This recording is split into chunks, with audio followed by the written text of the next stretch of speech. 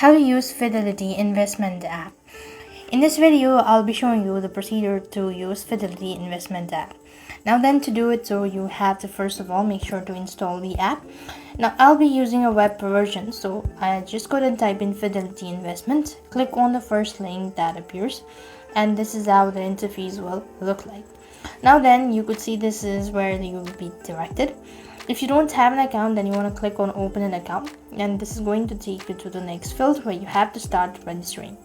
So for that, you want to once again click on open an account, and you want to select you want to go with rollover IRA or Roth IRA or traditional IRA. You could go with either one of it and click on the open options. Now you have to go ahead and start filling out your personal information, contact details, all of that. And as you do it, so you just simply want to follow the on-screen prompt, and you'll be able to use Fidelity Investment App after you're done creating your account. There, you could go ahead and explore all the features available. You could also read the terms and conditions, all sort of things. And that's how you could go ahead and explore Fidelity Investment. I hope the video was helpful. Make sure to like, share, and subscribe. Thank you for watching. See you in the next video.